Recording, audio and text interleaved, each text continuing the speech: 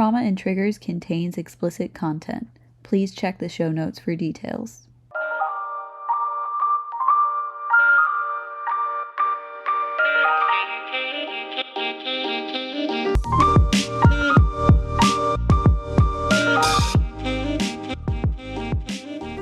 We're live. And we're on.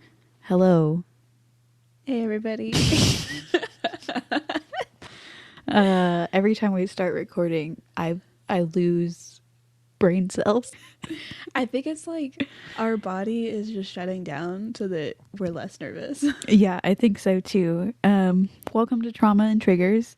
If it's your first time, good job. You found the best podcast in the world, honestly. The only one you should be listening to. And only she believes that. Anyways, I'm Audrey. Oh yeah, I'm Sabrina. And today we're talking about erotic hypnosis.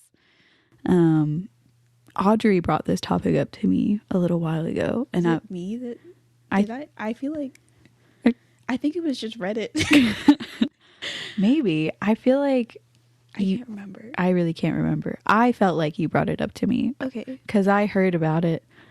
Or maybe I saw it on Reddit and I was like, girl, have you heard about this? And you were like, yes, of course. I'm an expert in the field. I know about every kink. All of it. Literally, I could walk up to Audrey with any kink and she'd be like, I heard about it already. I'm like a walking dictionary about this. Yeah. And like half the time, like I've heard the name, but I don't necessarily know the definition. Mm-hmm. But I have spent a lot of time just looking into different kinks because I find it fascinating. Yeah. I thought I knew about a lot of kinks and then you come up to me with a new one and I'm like... I hit you up with that somnophilia. Yeah, somnophilia. Like, no. The other day I was thinking about, there's probably like a puking kink. Yeah, I don't know the name of that one, but it does exist, and it is deeply concerning. God. The other day, I said to you, I'm tired of being sex positive. My partner also said something similar. Yeah. He was just like, I can't even remember what I said in particular. Mm-hmm. But it was very much like, sometimes people should be judged. What if kink shaming is my kink? But we're talking about erotic hypnosis, and I felt like how I wanted to structure the episode was kind of talking about what hypnosis is first, and I'll cover that topic, and then Audrey will get more into the specifics about erotic hypnosis. I feel like there's a bunch of misconceptions about what hypnosis is. Yeah, I walked into this topic not knowing a whole lot about hypnosis in general. Yeah, this is really our first topic where I feel like neither one of us had much base knowledge. Because there's a lot of kinks out there that it's like in fantasy you understand them, but like the actual workings of the kink is way more complicated. Yeah. So let's get into it. This is a quote from the Society for Clinical and Experimental Hypnosis. Quote, hypnosis is a state of focused attention and receptivity which can be an extremely useful tool for individuals wishing to master certain abilities and accomplish specific tasks. So I think when people think of hypnosis, they think of like basically mind control, like someone dangling a watch in front of you and just you're clucking like a chicken or whatever it is. Yeah. And it's not exactly that. I was lucky enough to be able to speak with a practicing hypnotherapist. Her name is Caitlin Redwood. I just want to say I really appreciate the time she took answering all my questions, really detailed with everything. Yeah, she was like really sweet and she just completely offered to do it. Yeah. It was very nice. I will try to link her info in the show notes. And I have a lot of resources that I'm going to link in the show notes if people are interested in learning more about this topic, because there's absolutely no way that we're going to cover everything about it. There's so much information. There's so much going on here. So Caitlin uses a combination of Kappa-Syninian and Ericksonian hypnosis And she also uses neuro-linguistic programming. I don't know anything about neuro-linguistic programming. Didn't learn a thing about it. We're not talking about that. That's fine. But we are talking about Capucinian and Ericksonian hypnosis. This is a quote from a website that I linked all the way down here. It doesn't matter. It doesn't matter where it's from. But George Capus, for who Capsaicin hypnosis is named after, discovered that all people are not equally suggestible. He categorized suggestibility in two categories: physical and emotional suggestibility. A physical suggestible person is like a child. All children are physical suggestible when they are born. They take suggestions literally. So if they're under hypnosis, you can just say, your hand is resting. This more susceptible type of person, it'll feel like they can't move their hand because it's resting. A emotional suggestible person has a more critical mind. So when you're using hypnosis on them, you have to use more like you have to tell a story more, and you have to use metaphor more. Okay. So you're more like, imagine a string pulling your wrist down and there's a heavy weight attached to it. Stuff like that. So you have to get past the more critical mind with an emotional person. And then there are people who are in the middle of the spectrum, and they are called somnambulitists. Somnambulitists. Nothing's my strong suit today. To be fair, there are a lot of really long and complicated words. Big, yeah, there's a lot going on here. For emotionally susceptible people or emotionally suggestible people, Ericksonian hypnosis is better applied. The one that uses metaphor and storytelling to induce a hypnotic state. And for the people who are physically suggestible or physical suggestible, they can just be hypnotized with the more direct commands, like your hands resting, your shoulders are relaxed, stuff like that. I just thought that was really interesting. Those are kind of the two schools of thought in therapeutic hypnosis. And here are some of the steps to hypnotizing people in a therapeutic setting. And Caitlin actually wrote down like everything that she does. So the first thing that she does is she starts asking people like a bunch of really detailed questions and explaining hypnosis, overwhelming them, essentially. So they shut down their critical thinking. Like they just have an influx of information coming in first. So that's what she does. Well, before she does that, she does suggestibility testing to determine how suggestible they are. And then she starts overloading them with information and questions and stuff like that. And then she says she watches them and she can just tell based on how someone looks if they're overloaded. She said usually like their eyes get kind of droopy and they start looking from side to side and their jaw relaxes and stuff like that. Sometimes they'll get really sweaty. So then, and before all of this, she explains what's going on, what she's going to do. So even with like the overloading technique, she tells them beforehand, like, this is what hypnosis is and this is how I'm going to do it to you. So nothing is like being sprung on them. You know what I'm saying? Right. Ask for consent first. Yeah, it's clear consent. And I think she did tell me this, but I also was researching other hypnotherapists, and if they find that someone isn't very suggestible, or if they find that the issue they're having isn't very treatable by hypnosis, they are ethically and duty bound to refer them out and stuff like that. Okay. That's good. Yeah, so doing the research for all this, I'm like pretty pro hypnotherapy. I'm like, wow, they seem like a good bunch of people generally. I don't know all of them. There's going to be bad people. There's bad eggs everywhere. But it is a very interesting field, And it's a field that I think can really help people. And it's a field that's real. Like, it's not stage hypnosis. It's something that is proven to help people over and over again. Right. So after the overloading, she'll start with the deep sleep stuff. A common technique is to tell people to keep looking up. And they just like, it's so weird. It's like they shut down. They just keep looking up, and then their eyelids close and they're just like fluttering, and you can tell that person is completely relaxed. I'm like, how is that? How did you do that? Anyway, so once they're in that deep sleep zone, that's when the suggestions start. In a therapeutic setting, the suggestions might be something like,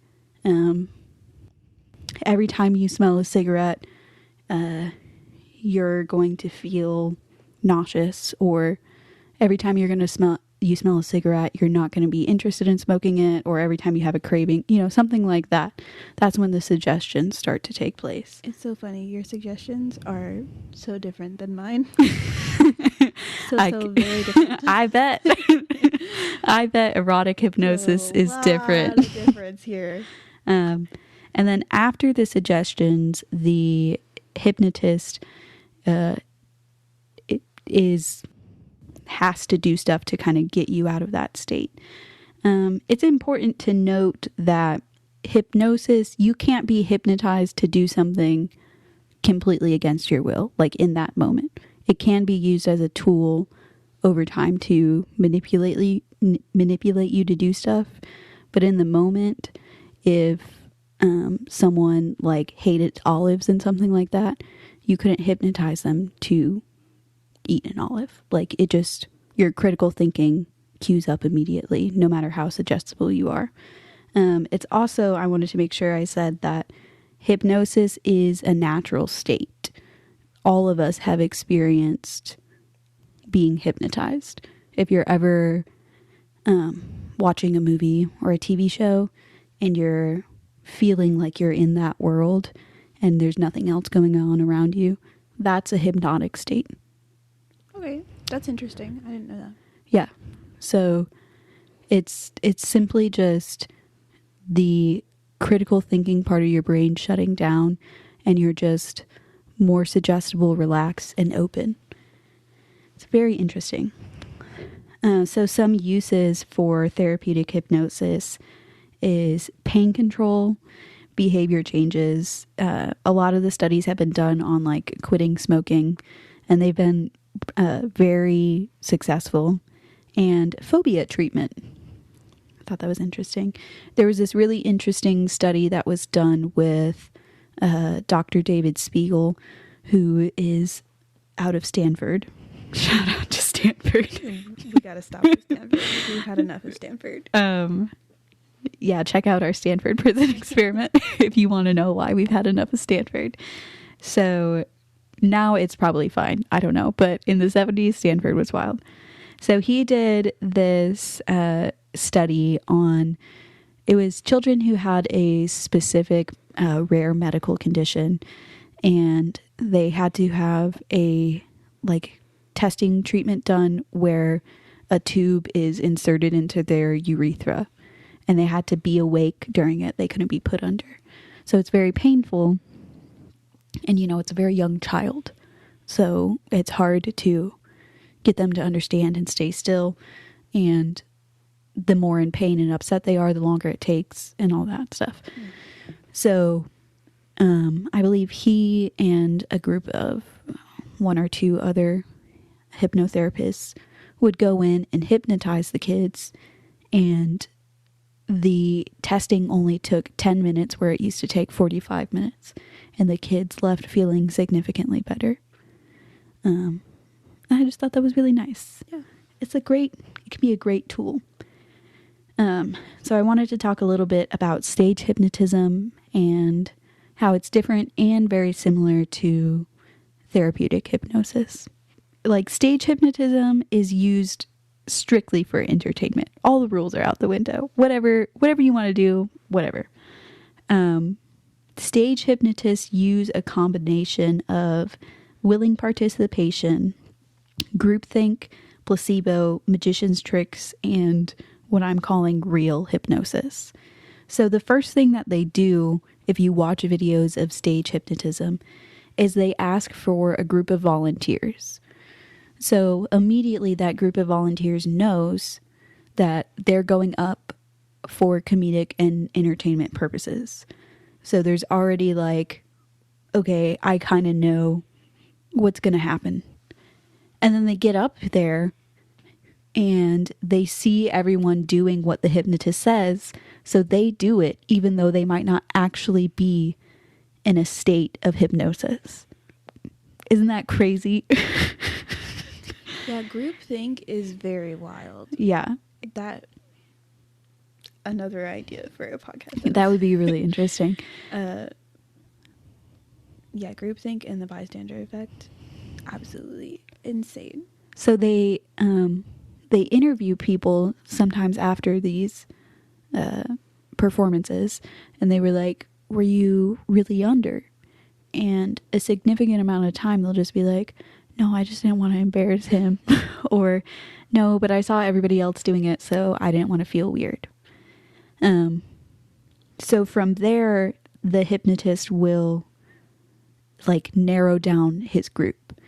So he's observing and he sees that the lower suggestible people, or the people who have a higher amount of critical thinking, aren't really under any sort of hypnotism. So he dismisses them and then goes to the next group, and it goes smaller and smaller until he gets either a small group of people or just one person who is highly suggestible. And some of like the magician's tricks are so silly. So he'll tell you to stand a certain way and then reach your hand, like have your left foot in front of you and then reach your hand as forward as high as you can. And then he'll be like, now pick up your left foot. Well, you can't pick up your left foot if all your weight is on your left foot. So people will then be like, oh shit, I can't pick up my left foot. I'm hypnotized. No, bitch, you're not. He just positioned your body a different way. Yeah. So it's really interesting, and it is entertaining, and there's nothing wrong with it. One of the podcasts that I listen to about hypnotism, it is called Science Versus.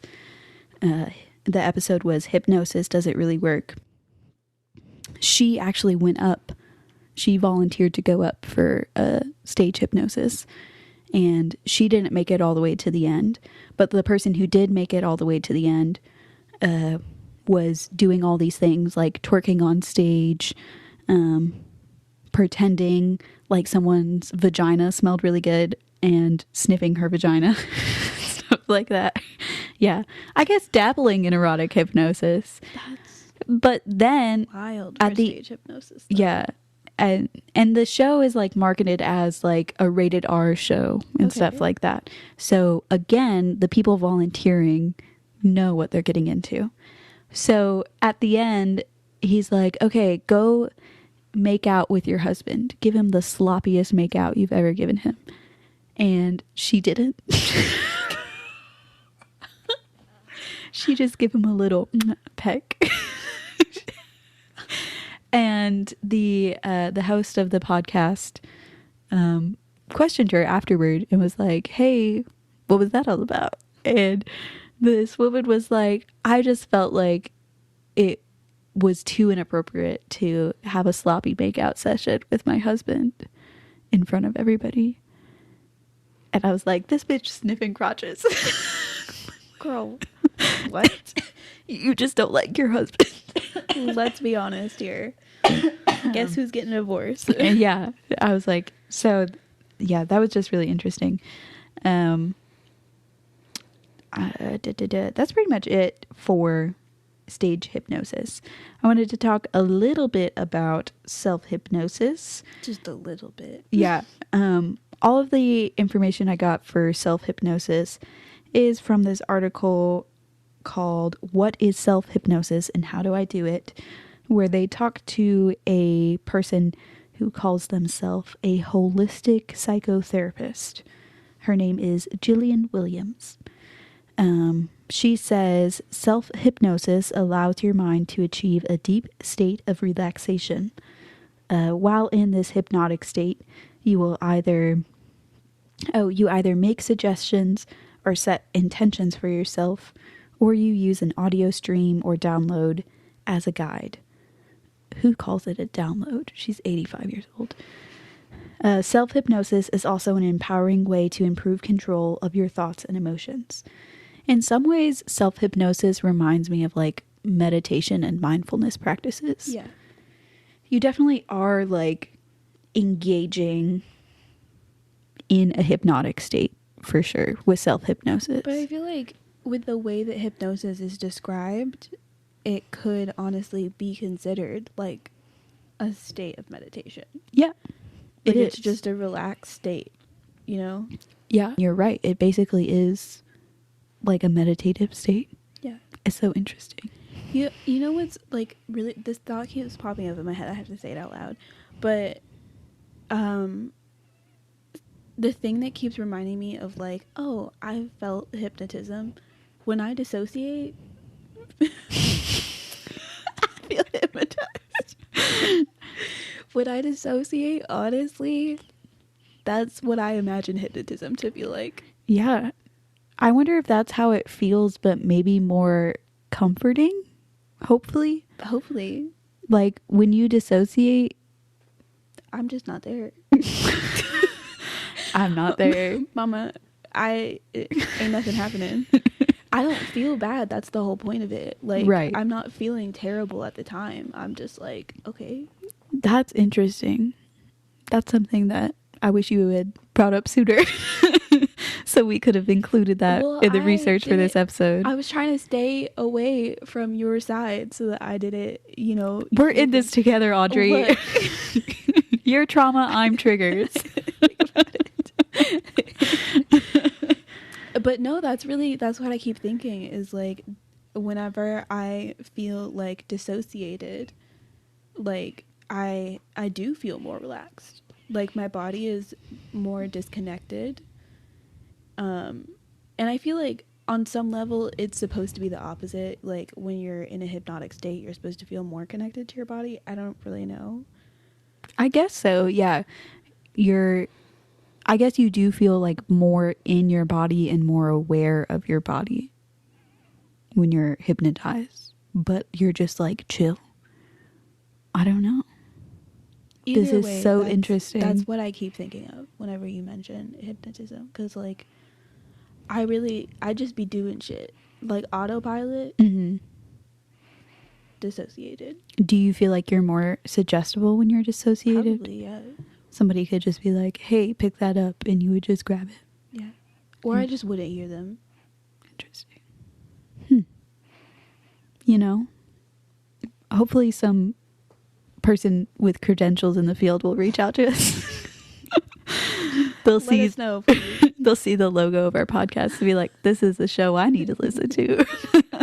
I genuinely think that, sorry to get off topic again, but I genuinely think that people who are in the field avoid any kind of like shows, podcasts on the topic. Do you think it's frustrating, all the misinformation that they hear? Not even misinformation, but like from what I've seen, my mom is a therapist, and she will actively avoid any shows involving like therapy or like just general topics of it's just like they spend their whole life trying to help other people solve problems, and like if I had a job of any kind, I probably wouldn't want to watch a podcast about said job. Yeah, that makes sense. You know? Yeah, just for the mental break. Yeah. Okay. I get what you're saying now. Yeah. Where were we? I don't know. Self-hypnosis. Yes. Okay, so according to holistic psychotherapist Jillian Williams, here are the steps to self-hypnotize. Find a quiet and comfortable place to relax where you won't be disturbed, is step one. Step two, begin to relax.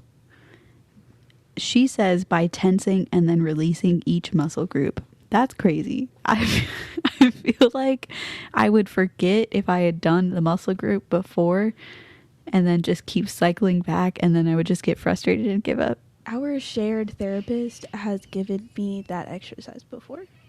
And how did it work for you? I didn't do it. Awesome. Yeah, you can listen to Jillian Williams if you want. Maybe it's good and we just suck. I don't know. She says to start at your toes and work your way up to the top of your head. This will help release any tension. Yada yada. Step 3, set your goal. What is it you hope to get from the experience? I don't fucking know. I think that most people who go into this have an idea of what they want from it. We'll just make sure you do that. Step 4, focus your gaze. Find something simple within your line of sight to focus on. This does sound like steps my therapist has given me to de-escalate a panic attack in some ways. Techniques. Yeah, it sounds like some grounding techniques. Step 5, breathe slowly and deeply, letting your eyes rest on your focus point. 6, as your eyes naturally close, keep breathing slowly, focusing on your breath to keep your thoughts from wandering. This really sounds like meditation. 7, visualize. Use your senses, create a calm and relaxing place. You might surround yourself with a beach, a meadow, or a place up in the mountains, or even your own backyard. I don't find nature relaxing. Really? No, beaches are stressful to me. Okay, I don't consider a beach nature. Okay. Go on. It's because of all the people that are always there. Yeah. Like, you know, like I just like in a way that if I was like, I'm gonna go out and be in nature, and then I showed up to like a park with a bunch of people in it, like that's not nature to me. Right. When I think of nature, that's not it.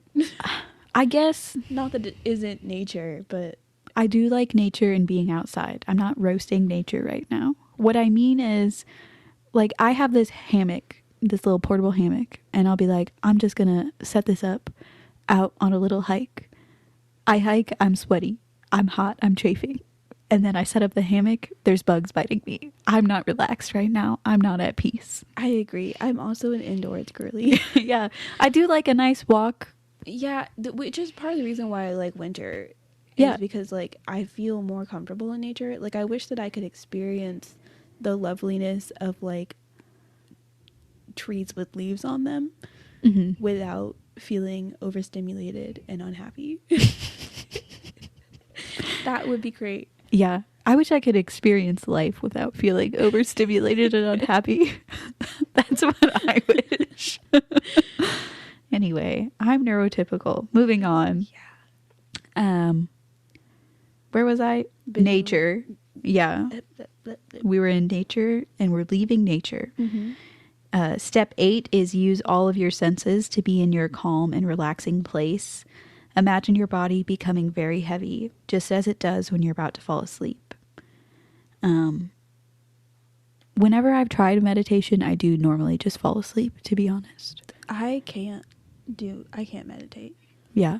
I get annoyed, almost like mad, unless I'm in a dissociative. And now, and we're back at it. All the time. Step 10, affirm your goal. As you imagine yourself achieving your goal, repeat it to yourself in the form of a mantra such as, I am speaking confidently, or I am sleeping peacefully. As you repeat these words, gently direct compassion toward yourself. That sounds hard. Do you usually violently direct compassion towards yourself? Yeah, normally, like, for me to treat myself nice, I have to be like, you're being so cringe right now. Fucking love yourself. I have to bully myself into being nice to myself. I want to mention that we've had the conversation consistently on the fact that I can't handle having compliments or people being nice to me. And you talk to yourself like that, yet you make fun of me for not being to handle that. I can handle compliments.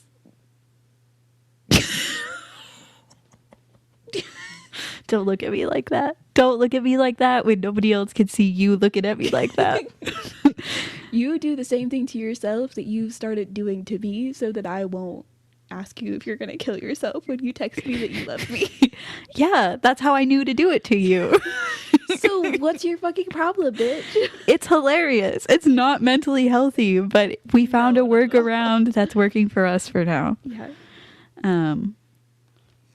After 5 minutes or so, we're moving on. Step 11. After 5 minutes or so, prepare to leave the hypnotic state. Begin to feel yourself. Fucking can't with you. Begin to feel yourself coming back to the room by wiggling your fingers and toes and feeling the surface beneath you. And then 12, allow yourself to slowly and gently return to the room. I want to take a moment to note. I mentioned Dr. David Spiegel.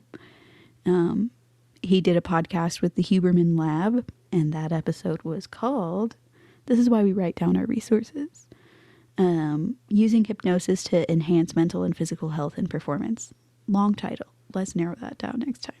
So he mentions, and he hasn't done research about it, but he mentions that he thinks people who have ADHD or are neurodivergent are going to have a significantly harder time being hypnotized.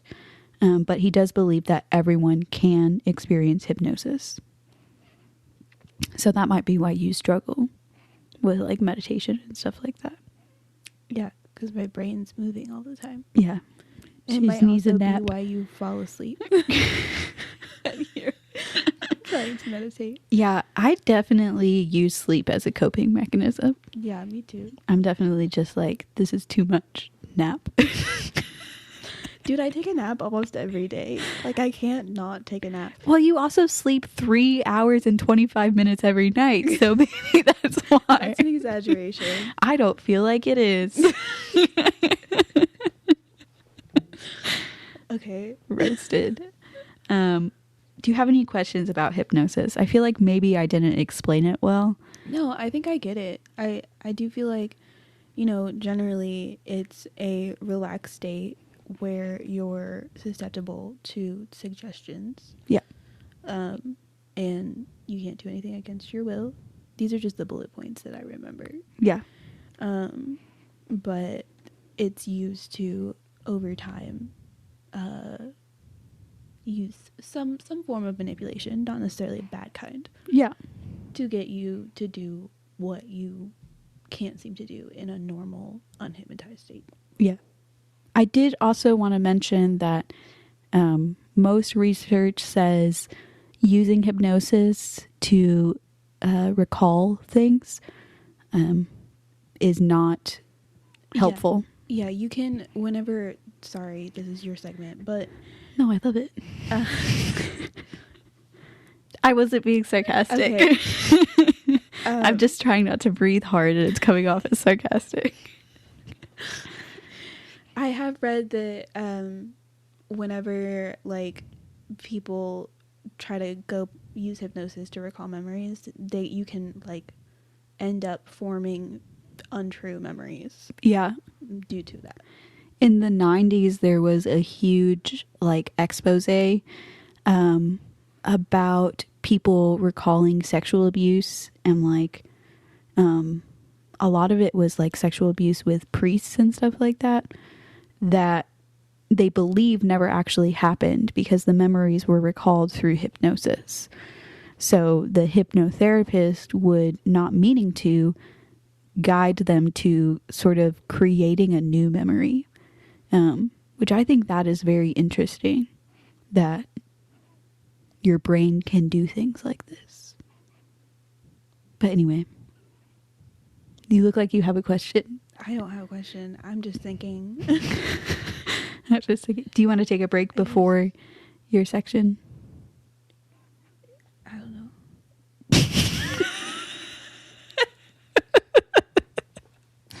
We do this for fun, Audrey. You look like I'm fucking holding you here at gunpoint. There's too many things going on in my brain. I don't know what to tell you. I'm sorry.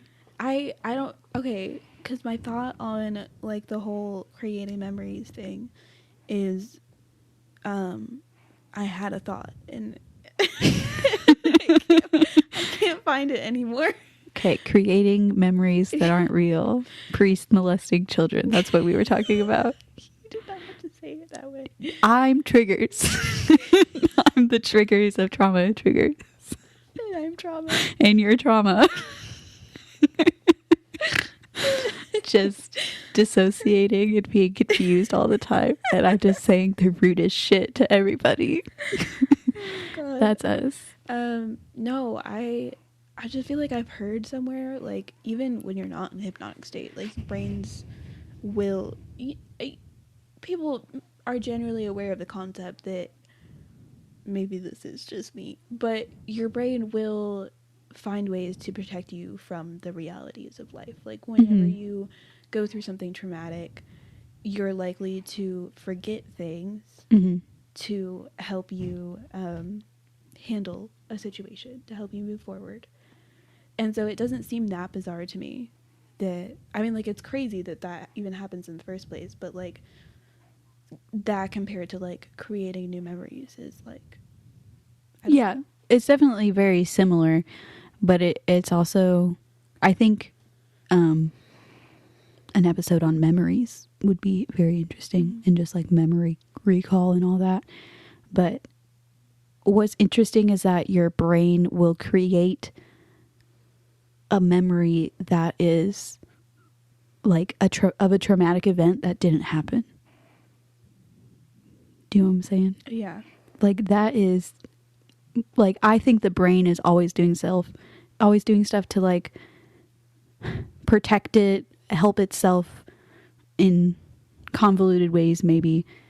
But I'm just like, what purpose does that serve to create a traumatic memory for yourself? I don't know. I think some of that is where the hypnotism comes in, where it's like you're in a suggestible state, and people, like, you have somebody telling you to search for something, but you don't know what to search for. So your brain just kind of, like, makes something. Yeah. Yeah. Because it knows that that's what the person wants, or that's what you want. This is reminding me of something I heard in the Huberman Lab episode. Is Dr. Spiegel was talking about a woman that he helped, who was in the psychiatric ward because she was being hypnotized at like a performance stage hypnotism. And the hypnotist told her to think of a bird in a cage. And she started, like, crying and, like, having, like, basically a mental breakdown that lasted for a long time. And she just ran out of the theater and was walking through the streets of New York crying. So he sees her at this psychiatric ward and is able to unhypnotize her, emerge her from the hypnotism. And she said she felt like a bird trapped in a gilded cage because she was a trophy wife for this rich asshole, essentially. And that image brought up really terrible memories and feelings for her. So I don't know exactly where I'm going with this. But I did think that that was really interesting. It is very interesting. Just the fact that something like hypnosis can have such a heavy, like, weight in a person's mind, and, like, how that changes them is just very interesting. Yeah, I think, you know, I think the people who are hypnotists need to be very careful playing around in people's minds. I wouldn't feel comfortable. I would be scared on a daily basis. I don't think that I could have a job where I'm not in control, but I am actively trying to change someone's behavior. It does feel a suggestible state. That's scary to me. Like, I would feel at risk. Yeah. All the time. Yeah. Which is why when you do it, like, there's definitely ways to do it in ethical like have an ethical procedure for it and everything. I agree with you. I could never be a hypnotist because I would constantly be like, what if I make them cry and wander the streets of New York? And to be honest, just being a therapist could have that effect. Like there's been multiple times we've just cried during or after a session, and been dissociated. And that's not always a bad thing. Dissociating, maybe. I don't know. That tends to go hand in hand for me a lot. Yeah. I won't speak for you, but sometimes I needed to cry about something. Oftentimes, I also do need to cry, but the problem is I have like a disconnect with like crying and feeling comfortable with crying. So I'll cry, but I'll be upset that I'm crying and uncomfortable with the fact that I'm crying. Mm-hmm. And so I don't feel that relief. Yeah. But I do know what that relief is. I have felt that relief before. Mm-hmm. It just doesn't happen often. Usually it's just against my will, and then I feel violated by my own body. Wow. Okay. Sometimes I can be both trauma and triggers. I agree. Really taking my role on the podcast. You want to know what's triggering me? You breathing into that microphone. I'm so sorry. I have to breathe. I don't know how the professionals do it. Yeah, that's all I have for hypnosis. Okay, I think we should take a break. I think so. I need to pee and get a drink of juice and maybe take a nap because I'm upset. Okay. We'll be back. Bye. Oh, but all right, we're back. That was really loud. That was my heads up that we were back. We're back at it. Hold on. What? Everybody stop. Okay. Okay, never mind. We're back in it. So, while we were taking the break, I realized I had something I wanted to say that I didn't say. So now I'm going to say it now. So now I'm going to say it now, and I don't want to hear about it. In my research, I looked up this case where this woman was, someone used hypnotism, specifically erotic hypnotism, to sex traffic her, essentially. And a person who was helping the reporter on the case talked about something called ego death. He called it ego death. I don't know if that's the right term. And he said early on in his career as a hypnotist, he created an alternate personality for a woman. And the alternate personality was like a party-going, fun person. And her other personality was more strict and stern.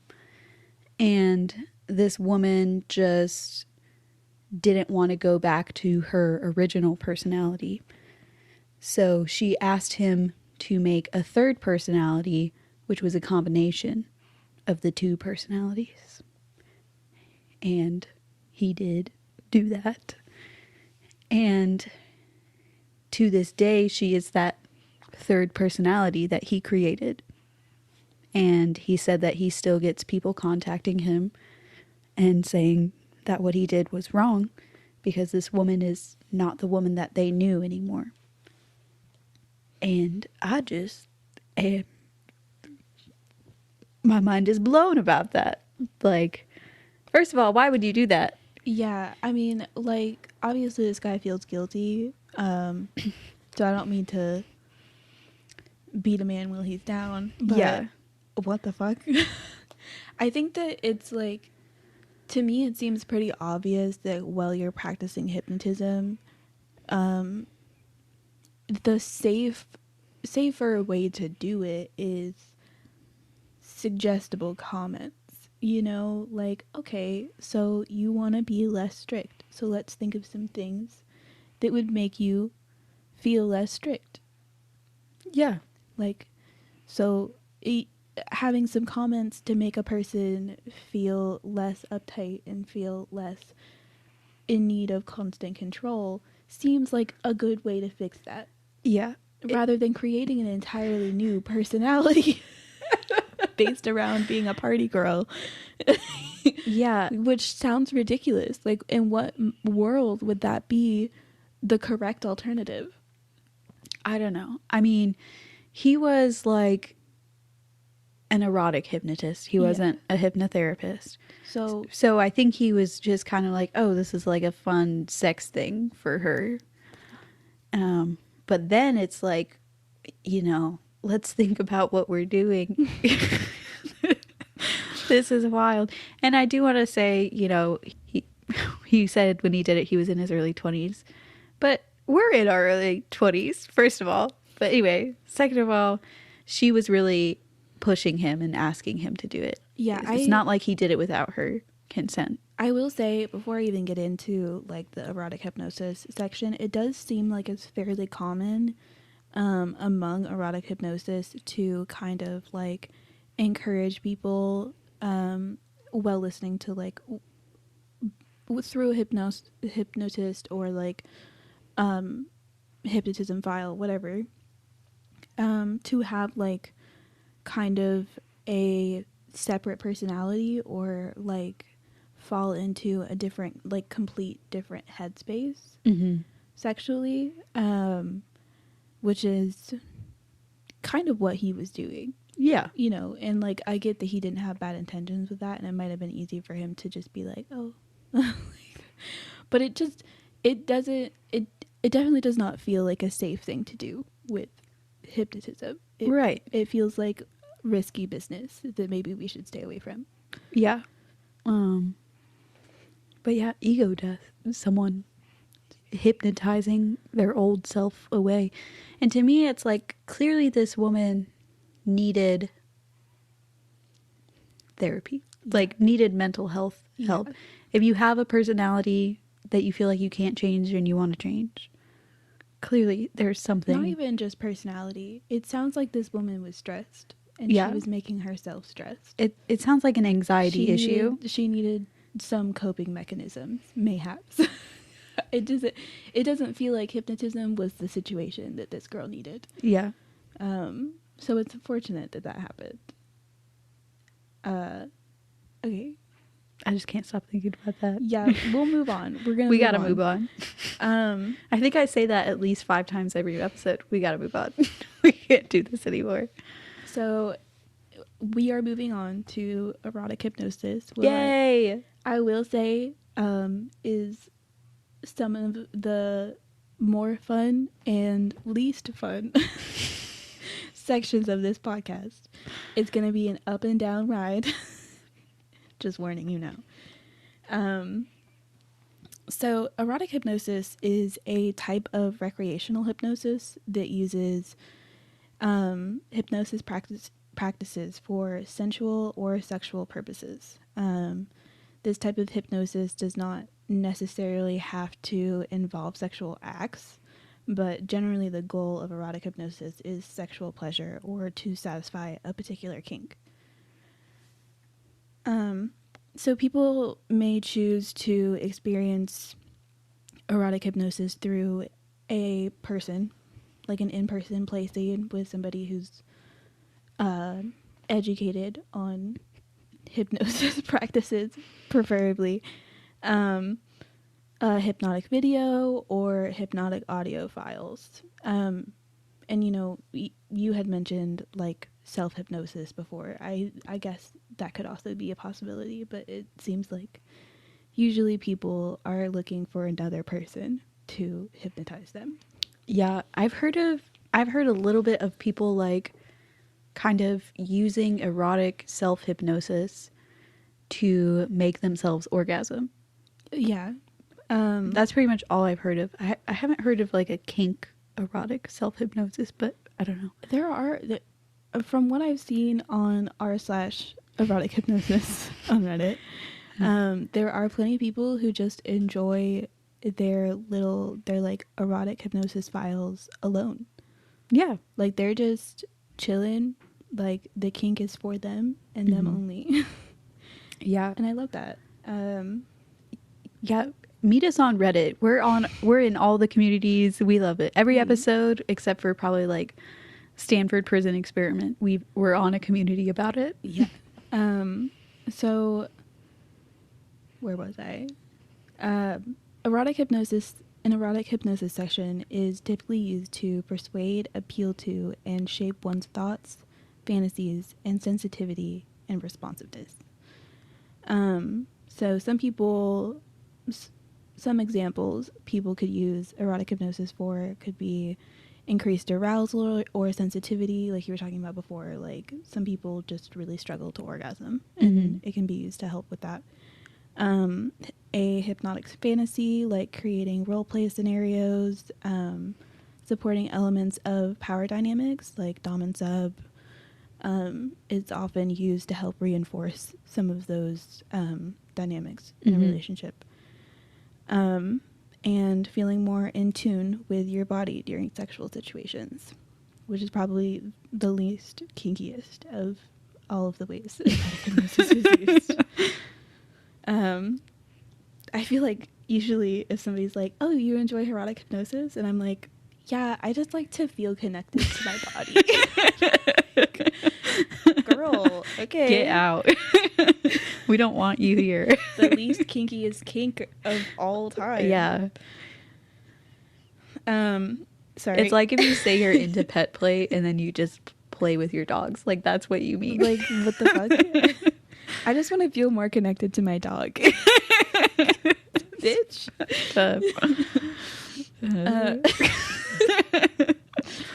Anyways, popular kinks often associated with erotic hypnosis. This is really just seen through my own eyes on what I have been watching. Forced to see. Yeah, throughout this research process. So, bimbofication kink, fascinating. Fascinating. People enjoy presenting in a more sexual fashion and act seemingly less intelligent than average. Yeah. I had to be really careful while I was writing that definition of bimbofication kink because I couldn't find a definition of bimbofication kink anywhere. Really? Yeah. Also, sometimes you wrote it and it sounded like you were a 75-year-old misogynistic man. I don't know what to say because like the whole definition of like a bimbo is a dumb sexually attractive woman. Yeah. Like that's it. Yeah. And so basically the whole kink is centered around somebody acting like a bimbo. That's what it is. So I was trying to figure out how to say that in a way that wasn't terrible. Anyways, so next we have objectification kink, which does tend to go hand in hand with bimbofication kink. There's like within the two they seem relatively similar. So people enjoy being seen as existing solely for sexual purposes is what an objectification kink is. Some other things: orgasm control. A lot of erotic hypnosis files or scenes contain like instances of frequent orgasms, overstimulation, or edging. And then fantasy and role play, obviously, you know, like using erotic hypnosis to get someone to act like a pet for pet play. Or one we saw was invisible bondage. That is fascinating to me. Hypnotizing somebody to believe that they have been tied down when they haven't actually been tied down. I don't want to sound rude, but I wonder why not just tie him down? Yeah, that's what I wonder. I keep being like, excuse the fuck out of me. Connect the dots somewhere, because I know we're not all that broke. Come on. Yeah. Everybody's got like a belt or something. I don't know. Please. Anyways, that was just our tangent. Can I say one that I saw that I thought was really interesting? Yeah, go for it. So, a dismemberment kink, using erotic hypnosis to make someone believe that they've been dismembered. I think I also saw this and purposefully didn't put it on. I apologize. I just thought that was fascinating. You're good. I just didn't want to talk about it. No, you're good. I just don't want to talk about this. Boundary crossed. So, like, there were a few that I saw, but it wasn't common. Like, dismemberment is a blah, blah, blah, blah, blah. Dismemberment kink or whatever. Often, for some reason, included with, like, a robot, like, role play. Do you remember how I was talking about in the Sub and Dom one? How robot play is coming in style? I was right. It already is. This might have also been the reason why I didn't want to be. Because you knew I'd be a bitch about it. Yeah. You were right. So, yeah, it didn't seem super common. But, like, the ones that I wrote down, like the bimbification kink, orgasm control, roleplay, is, like, regularly, like, almost every single file I was seeing included at least one of those things. Interesting. So a lot of, from what I saw on, like, r/erotic hypnosis, because that is my research for this segment of our podcast, a lot of what I saw was, like, very much geared towards satisfying some kind of kink rather than, like, using it to help people feel more connected to their sexual practices or feel more pleasure. It was usually very kinky rather than, like, I can't come and I want to come. Yeah. You know? So that is fascinating because that's a part of erotic hypnosis that I do feel like it's important to talk about. It's just, you know, less kinky. Yeah. Less kinky. It's still, you know, in our All About Kinks episode, we did talk about how a kink is anything that's unusual. Yeah. So I guess technically it's definitely kinky. It's just, you know, when you compare you're a slut for use to you're a dumb bimbo slut who only likes cock to you're deserving and worthy of having an orgasm. You choose which one's kinkier. Yeah, if you had to put one in each category, kinky vanilla. You know? Yeah, I get what you're saying. So, anyways, moving on from the kinkiness, this is the not so fun part of this episode. Yeah, I did want to take a moment to say you did an awesome job on your research, and I'm sorry that you were going to have the fun part and it got ruined by this. But I also have so much respect for you for being like, ethically, we have to talk about this part too. Yeah, I really, it was either we were not doing this podcast episode or we were talking about it. There was no in between. Which I totally agree. And, you know, we do trigger warnings at the first of the episode, and like, most of this episode so far has been pretty okay. Mm-hmm. I will say that this next segment is not fun. I didn't have a fun time doing the research. It was hard for me to listen to. So if that's something you're not comfortable with, please sign off. We won't be mad. Yeah. So now we're going into some controversies about, well, this is really just one controversy about erotic hypnosis. It's called Bambi Sleep. So Bambi Sleep is a series of audio files that include bimbification, erotic hypnosis. Just a random fun fact, because for some reason I thought it was important. So bimbo stems from the Italian word bambino, which is why the name Bambi Sleep is there. So it's all connected. Yeah. Anyways, that was the fun fact. Does bambino mean baby? Yeah, it means baby. Okay. You didn't say that part. Oh, my bad. Thank you for letting me. We got to be here to help each other out. Yeah. So this series is intended to make people adopt the personality of an obedient and sex-obsessed woman named Bambi. This series of audio files are considered particularly dangerous because it has the intended effect of people being unable to remember the content of the file after listening and continuing to be susceptible to triggers outside of the listening session. I do want to say I don't think we really talked about hypnotic triggers very much. Yeah. So a hypnotic trigger is essentially the hypnotist gives you the suggestion, when you smell this smell or you see this thing or someone says this word, you're going to do X. Right. So I just wanted to make that clear because I realized. Yeah. I was definitely not going to define a trigger. So thank you for doing that. No problem. I'm triggered. She's got it. So the files start out pretty tame, but eventually lead listeners to go deeper into the world of Bambi. The recordings become more unsettling, painting a picture of a compliant sex object without, quote, any ability to counteract her deep bimbo programming. I will say I had a really hard time finding research for anything involving erotic hypnosis that was, what's the word I'm looking for? You've given me no context for the word you're looking for. Credible. Credible is the word I'm looking for. Yeah. Had a really hard time finding credible sources for this.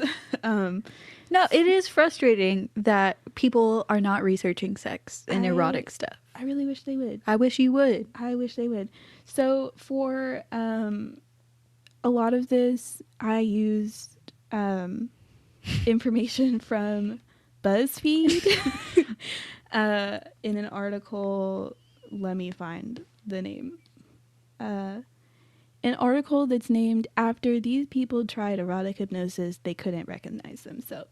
So, Mama, the clickbait has to stop. BuzzFeed. There you go. You want to be taken seriously? Stop it with the headlines like that. They did. It did seem like they had credible sources for what they were saying. So I will say that.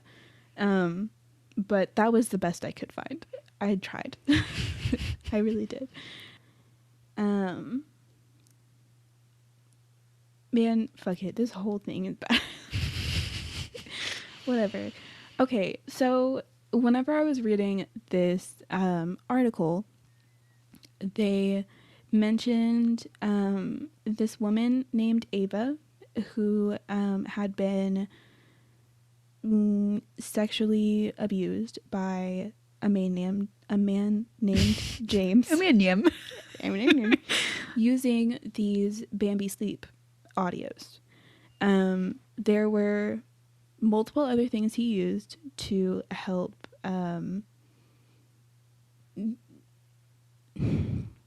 make it more because he didn't just use hypnosis. Yeah, he wasn't just using hypnosis. He was also using drugs and brainwashing techniques. Yeah, and he had his own audio files. And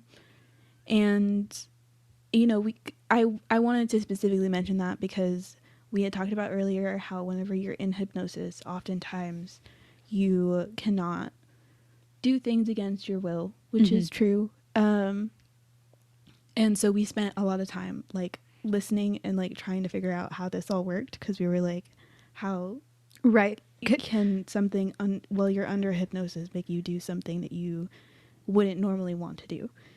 And I do think that the outside factors played a role in making people more susceptible to the Bambi sleep files. What was it? I do want to say, even though you can't do something that's like directly against your will, when you're in a hypnotic state, what is your will is less clear to you. Yeah. So we didn't do the safety warnings yet, but just if you choose to do any type of hypnosis or erotic hypnosis, like knowing the person who's hypnotizing you, making sure you guys have very clear consent about what is and is not okay is very important, because you're still highly suggestible in that state. Yeah. So I'm not going to go super into detail. I will link the website. So if you want to know more about the situation with James and Ava, feel free, but there's a lot of things on there that I don't feel like necessarily I can mention in this podcast. This is not a true crime podcast. I don't like rereading people being assaulted. It's difficult for me. Yeah. So, but basically James had a cult of sex slaves that he had created using these audio files and drugs and other outside factors. He was just a terrible person, all around a terrible person. Yeah. And there are some people in the erotic hypnosis group and just hypnosis in general that use hypnotism to do terrible things to other people. And that is sad. And it does not necessarily mean that erotic hypnosis is a terrible thing. Yes. But everybody should be aware of the safety risks and safety concerns and be fully educated before they involve themselves in any of these practices. Yeah. I mean, bad people will ruin any good thing. Yeah. Is the upsetting thing. And like things involving sex and sexuality are always like more vulnerable. You can be in a more vulnerable position because of it, and people are going to take advantage of it. And it's so shitty because I just wanted to have a fun podcast episode about erotic hypnosis and then we stumble on this fucking bullshit. I think it was really like it was really hard for me to read it because I think specifically using hypnosis, the idea of taking away somebody's will to say no was just particularly disgusting to me. I agree. So I did have a hard time. I read the whole article, and if people want to read it, go right ahead, but there's a lot in there. Ava is doing better now, correct? She is in therapy. She has been able to re-listen to the files and is no longer susceptible or super. I think that she still has some triggers, but she's working to fix some of that. As far as I know, like, her and a lot of the other girls are still in contact, or a lot of them have left the group. I think the most recent person that people had known of that was part of this James cult was actually in 2023. Okay. So yeah, somebody had experienced abuse from James in early 2023. So I don't know that I'm pretty sure that he has not experienced any kind of lawful action, which is unfortunate. Yeah. But yeah, just if you want to know more about that, it's there. So the Bambi Sleep Files use overloading to make listeners more suggestible. You had kind of talked about that a little bit earlier. It's a lot of, we listen to a very small part of the Bambi Sleep Files. They're really creepy. I'm not going to lie to you. Yeah. Like, do I think that I would be hypnotized by this file? Absolutely not. Was it absolutely terrifying to listen to? For sure. Yeah. It was very like, I felt nauseous, but I always feel nauseous when there's like a lot of overlapping sounds. So there's like one main female talking, and then there's usually like one or two females chanting something in the background, and then there's like this fucking like whooshing noise. Yeah, it sounds like when you drive through a tunnel or something like that going on in the background, and then every now and again there's like high pitched, like orchestral sounds. Yeah. It's very like overwhelming to the senses. There's so much noise. Yeah. And none of it's good noise. As far as I know, we don't really know exactly who creates Bambi Sleep. Yeah, it was created anonymously, and I think some people have like done like, I don't know, recreations of the files. But the original Bambi Sleep Files, no one knows who made them. They're just out there for people to use, which is deeply concerning. Yeah. And like the episodes, like the files are not well written. They're not good audio files. They are not good erotic hypnosis practices. It's not super likely that anybody would even be hypnotized by them. Right. There was some guy said that they did a good job with the overloading factor, but like the vials themselves are not properly done. Mm-hmm. And are unlikely to really lead you to be hypnotized unless there are other factors. What were we gonna say? Not a clue. Oh, I was just gonna say, like, I also did a little bit, not as much that you did, a little bit of perusing on r/erotic hypnosis, and they don't fucking like Bambi sleep. They won't even write Bambi sleep. They write BS files or something like that. Yeah. There's a moderator on erotic hypnosis that if anybody writes the words Bambi sleep, there's an automatic response from a moderator that mentions it. I think it says Bambi sleep is a series of poorly written erotic hypnosis files using bimbification kink. And it says something else, but yeah, they're not a fan there. Yeah, there is, I didn't even look at it because I really just did not want to be a part of it, but there is an r/Bambi sleep on Reddit, and I assume that there are 4, but I'm not sure. It might be a mix. I don't know. But yeah, erotic hypnosis just doesn't even fuck with Bambi sleep. Yeah.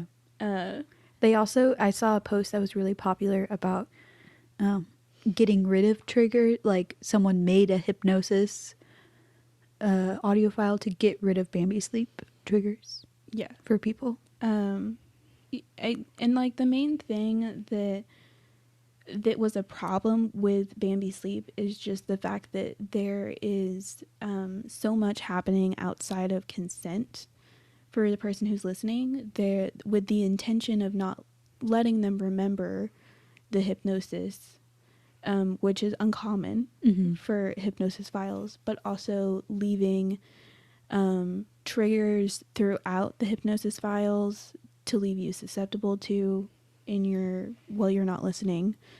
It just violates a lot. Yeah. In general. Aside from the fact that like me and Sabrina are not big on the creepy bimbification thing. You know, that might be somebody's thing, but let's do it with consent next time, please. Yeah. So the Bambi sleep files, honestly, the more we looked into it, the more we were like, this is giving brainwashing, not hypnosis. Yeah, specifically the James cult using the Bambi sleep. It was more, but honestly, even just looking through the Bambi sleep files, they really do fit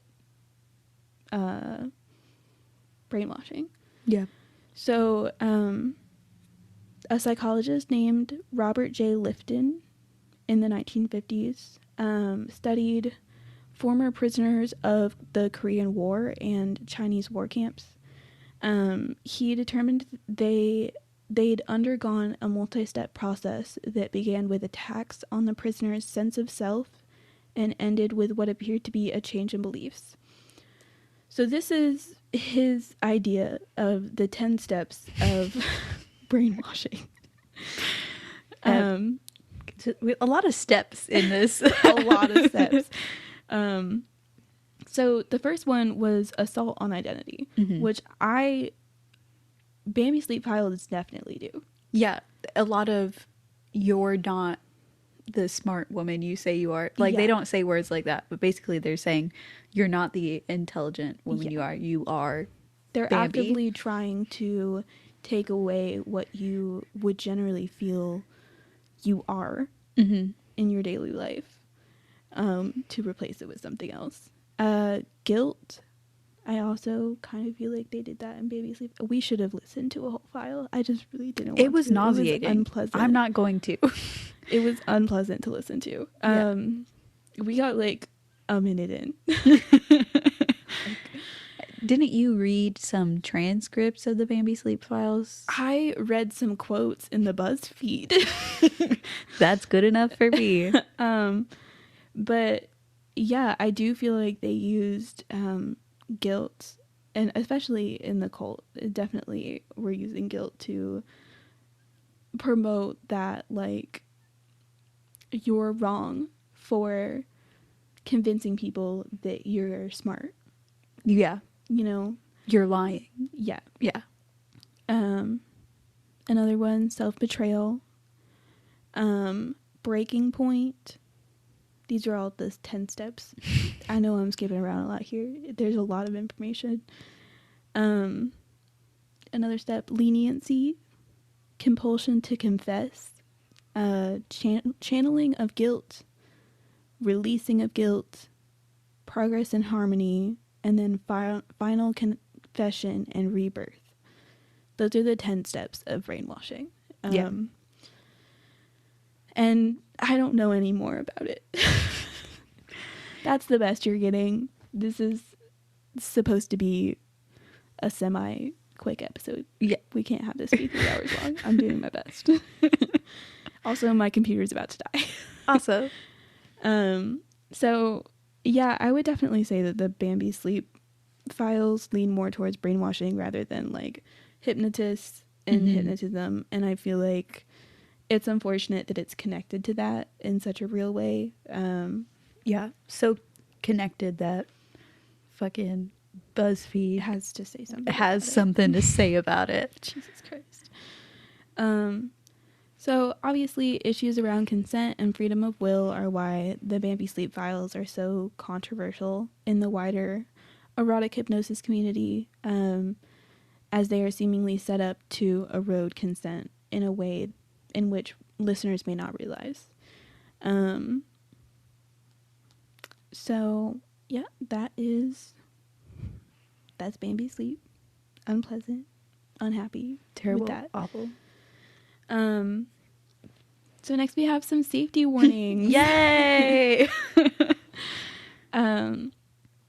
In some people or some situations, hypnosis may have a powerful effect on perception and may influence behavior. Therefore, people may regret behaviors or actions that occurred during a session later on. The best way to avoid this is to talk about goals or wants before a session and make sure you trust your partner fully.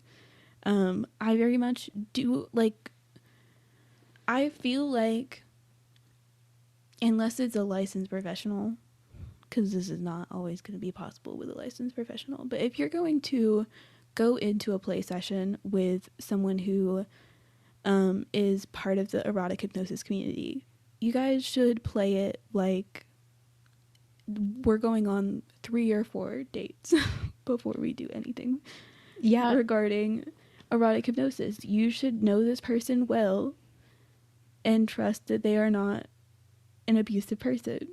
Yeah, have some sort of, like, have them record the sessions or something so that you can make sure that everything that was done was what you guys had talked about in advance. Right. Yeah, I do feel like this is one of the kinks where there's an extra level of caution that you need to take because someone's playing around in your brain, essentially. Yeah. It is risky, as a lot of kinks are, but, you know, recovering from something physically is often easier than recovering from something mentally. So I think that it's very important that people understand why we are pressing this issue so much. So there are some instances of hypnotherapists using hypnotism to sexually assault their clients, or people in a dom-sub relationship, or erotic hypnosis, obviously using hypnotism to hurt and assault people. We saw a couple of different articles about that, so it does happen, unfortunately. It does. And I don't really have a lot of comments on this other than it's fucked up, and you're gonna find fucked up shit almost everywhere. Almost everywhere. Because I don't want to continue on with this podcast and like we've talked about negative things, and I just feel like everywhere you go you're gonna find situations where people have been harmed or hurt by practices from people who are abusive. It's not avoidable. I feel like it's just a little more complicated because hypnosis is also in practice. Yeah, I agree. So I don't think the nature of hypnosis makes it like more likely that this is going to happen. I just think people who are shitty will take advantage of it. Right. Which sucks. They've ruined this episode for us. We were so happy. We were really excited. So yeah, just make sure that you are being careful and staying up to date on safety episodes, listening to your gut. If you feel like something is going wrong, it probably is. Yeah. And I would rather you be wrong about that than not listen to yourself and be wrong then. Yeah. Just saying. So all around, though, the most common risk to hypnotherapy is that it simply doesn't work. It's without any outside factors. It's highly uncommon that there would be any major risks to hypnotherapy unless somebody's drugged you or has some other major factor in play. Right. So there are a few rare side effects, including headaches, dizziness, drowsiness, anxiety or distress, and the creation of false memories, which we had talked about earlier. Right. So, you know, usually in a normal practice without any kind of outside factors, it just might not work. Yep. And you've wasted some money, and that is what it is. Yeah, make sure you could go to a good hypnotherapist who does the time to do essentially an intake interview where they are trying to figure out what you want and they're honest about what they can do and how they can help you. You know, they are not the same as a therapist that will help you talk through trauma. They will help with behaviors and phobias and triggers mostly. Triggers in the sense of like the psychological trigger, not like the hypnosis trigger. Yeah. So, yeah. Definitely be sure that whatever you're needing in life is not better suited towards other therapy practices. Right. As with anything. Yeah, I feel like that's an important thing to mention. Like, hypnotism is not going to solve your problems completely. It's often used to help people get rid of fears or addiction. Yep. It's more often used to help with that. And using it to change trauma or change personality is probably not a good idea. Yeah. Probably not. But, you know, also use it if you want to have a fun, sexy time. Yeah. Yeah. If you want to get your limbs cut off, but you realize that's going to be a lot of hospital bills, mama, play the mind game on yourself. If you're too broke to buy some bondage material, go ahead and try erotic hypnosis. It might be for you. If you can't buy a rope, some handcuffs, a belt, a t-shirt cut into strips. Literally anything. That's so funny to me. It's so ridiculous because, like, I understand, like, there's just so many things that erotic hypnosis could be used for, and then somebody out there was just like, we're gonna pretend that you've been tied up. What? Bitch, what? Just tie me up next time. Fuck. That's so stupid. No kink shaming here, though. Not at all. Never. We love all the cakes. Except for that's to stupid. Point out that people are dumb. Yeah. I mean, maybe like there's a level of it where it's just like they know it's really not there and they can still move their arms and that's hot to them. In which case, don't use hypnosis. Yeah, I get what you're saying. Or do. Do what you want. Don't listen to us. We're just two young 20-something. This is opinions.com. I don't know. Our opinions. Yeah. In conclusion, hypnosis is interesting and cool. Fuck Bambi Sleep and all the other people in the world who ruin all the good things for all the good people. Yeah. Fuck you. Fuck you. Also, if you have a dismemberment kink, please email us. If you have any of the kinks that we've mentioned in this episode or any episode, please contact us. We are available 24/7. We are available on Reddit. Yeah. Trauma and Triggers Pod, I think. Yes. We're available on TikTok and Instagram, Trauma and Triggers. And we also have a Gmail, Trauma and Triggers. Yes. So yeah, feel free to contact us. We love to hear stories and get more information about stuff. It's fun to be educated and learn about people. Yeah. And we're both humble enough to realize we don't know what we're talking about. We really don't. We're like cocky enough to start a podcast. We're just us. We're just talking. It's fun for us to talk, and I think that I don't feel like we're doing a lot of harm. I feel like usually we're just adding, and we give the trigger warning that we don't know what we're talking about. Trigger warning, uneducated. We are doing our best.